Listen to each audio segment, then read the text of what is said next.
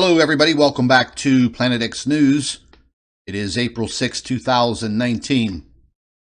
And folks, as we spoke about climate chaos and very severe weather last week and the week before, a powerful storm is set to cross the entire United States this weekend and all the way into next week, bringing with it snow, rain, high winds, and very severe weather. A storm from the Pacific Ocean will gain strength as it crosses the United States to threaten the heartland with high winds, severe thunderstorms, and blizzard conditions during the middle of next week. While a series of storms will continue to roll in from the Pacific Ocean and on shore along the West Coast into next week, one particularly potent storm is scheduled to arrive in Northern California and Southern Oregon on Monday. As this storm crosses the country, it will impact many areas with strong winds, but also the potential for heavy snow in some of these locations. Also, severe thunderstorms and perhaps even aggravated flooding. The high winds with the storm will threaten to break tree limbs, trigger power outages, and cause minor property damage, and the potential to flip high-profile vehicles, and gusts could reach up to 70 miles an hour in some locations. At the very least, the storm will significantly impact ground and air travel over a 2,800-mile-long swath from the Pacific coast to the Atlantic coast. Enough rain may fall on parts of northern California and southern Oregon to northern Utah and southern Idaho to trigger flash flooding from later Monday to Tuesday. Snow is likely to be limited to high country and generally above those passes. The storm will begin to kick up winds from Southern California to Southern Nevada, Utah, Arizona, New Mexico, and Colorado on Tuesday into Wednesday. The high winds may be especially troublesome over the passes and wide open flat locations. Winds may be strong enough to kick up dust in dry areas, which can be an added concern for motorists. As the storm reaches the Central Rockies, the likelihood of heavy snow will increase.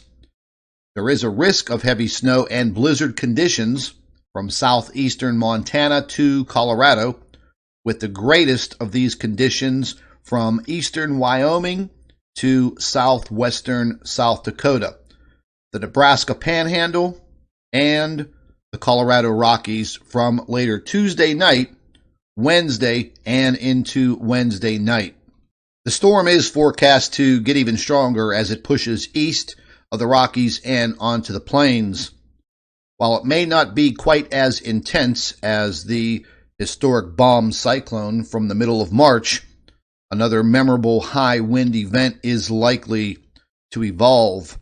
A large swath of strong winds with gusts frequenting between 40 and 60 miles an hour is likely to shift from the eastern slopes of the Rockies beginning around Tuesday to the Great Lakes region Wednesday night. The storm may be struggling with grabbing moisture from the Gulf of Mexico. However, as the storm continues to move along, enough moisture is likely to wrap around the storm to spread a swath of wind-driven rain and several inches of snow eastward across the Central Plains and the Midwest. The speed of the arrival of Gulf moisture may be a key player in the extent and nature of severe thunderstorms, such as determining whether straight-line wind gusts versus tornadoes are more likely. Exactly when the boundary between rain and snow sets up will be determined by the exact track of the storm.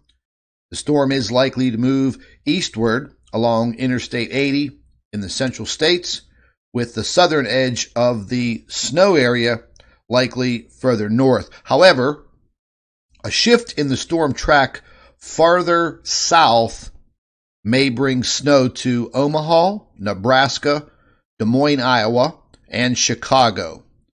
There is the potential for enough rain to fall with the storm over a narrow swath to aggravate flooding over parts of the Central Plains from portions of Nebraska, Iowa, and Illinois.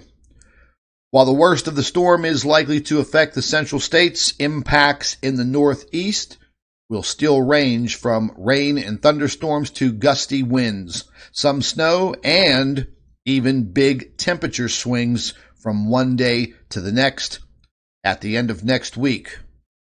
Cities that will experience their hottest weather so far this year will include Riverside, California, Albuquerque, New Mexico, St. George, Utah, El Paso, Texas, Phoenix, Arizona, and Las Vegas, Nevada.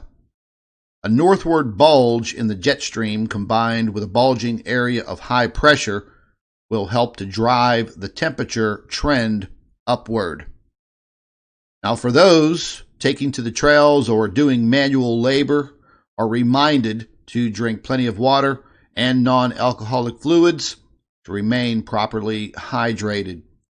The flow and water levels on area streams and rivers will be on the rise as the thaw progresses into the mountains, even though no rain or thunderstorms are forecast until the middle of next week.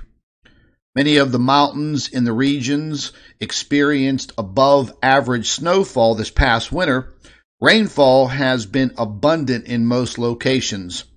Both have wiped out extreme drought conditions from last year at this time, and this is according to the United States Drought Monitor.